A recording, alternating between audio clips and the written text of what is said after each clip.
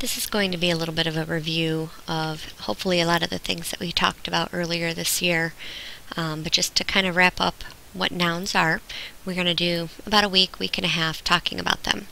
So we started with some terminology, which a lot of this we reviewed at the beginning of the year, and you have a notes sheet to kind of review all of this, take notes on, and ultimately study. And so we said a noun is a person, place, thing, or idea. And we said we could classify them into two different groups. We could say that a noun is a common noun, or it could be proper. So a common noun is just any noun, any person, place, thing, or idea, whereas a proper noun would be a specific noun that names a specific person or place or thing or idea.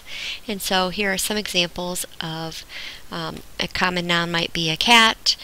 A proper noun might be your cat sprinkles. Common noun would be school. A proper noun would be Chardon Middle School. And so we kind of went through a lot of these examples together in class.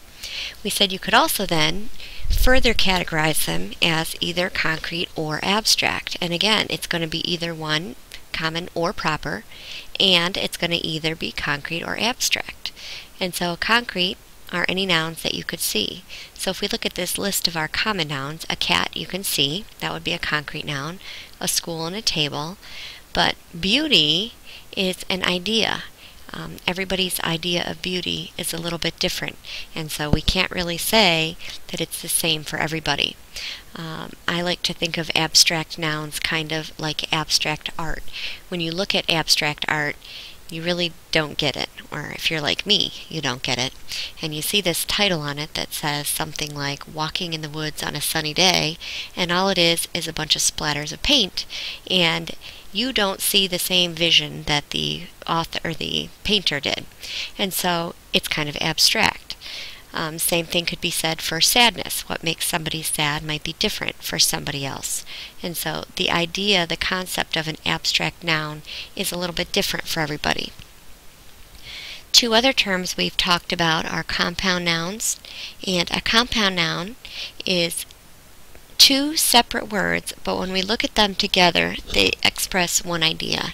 So for example, a hot dog. We're not talking about a dog as a noun, and the adjective describing it is hot. So a hot dog by itself is one thing. Same thing as social studies. We don't say, hey, what class are you going to today? I'm going to my studies class. Which studies class? Oh, social studies. When we think of social studies, we think of it as one idea put together. This is probably the only new term for 7th grade, and that would be a collective noun. And so we talked about the base word in collective being a collection. And a collection, when we think of a collection, if I said, hey, check out my baseball collection, or my baseball card collection, and you showed me one card, it would be a little bit unimpressive. And so when we think of a collection, by its name, it's already indicating more than one. And so these are our nouns that name groups, like a class. If something happened and you went home and said, hey Mom, today in language arts class I had to do a presentation, she's picturing more than one person sitting in the classroom. So a class indicates more than one. A flock of birds indicates more than one. And so when we look at a collective in its singular form, when we're talking about one class, one flock, one herd, and one group, it still indicates more than one, but it's still considered a singular noun. I could make it plural, classes, flocks, herds, and groups, but in its singular form, we're looking at a collective noun indicating more than one. Which brings us to our idea of singular and plural. And this is something I'm seeing us have a lot of trouble with this year, is when is it appropriate to use an apostrophe and when is it not? And so we've talked about apostrophes for contractions. And the only other time that we would use an apostrophe is if we're talking about a possessive, of showing ownership.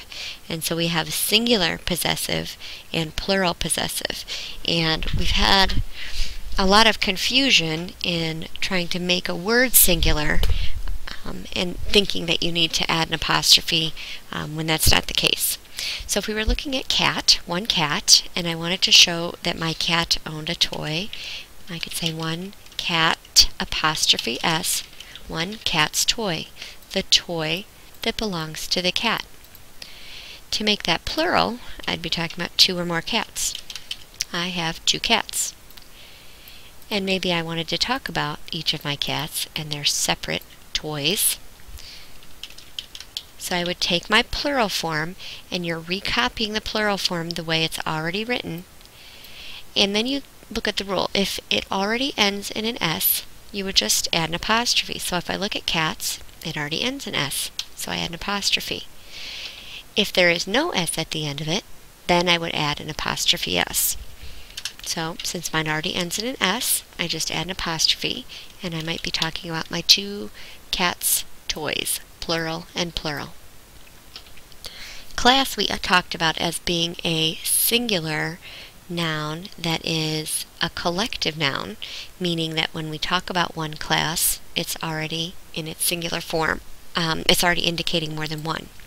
So I could say one, no, one, hold on, I might be having technical difficulties.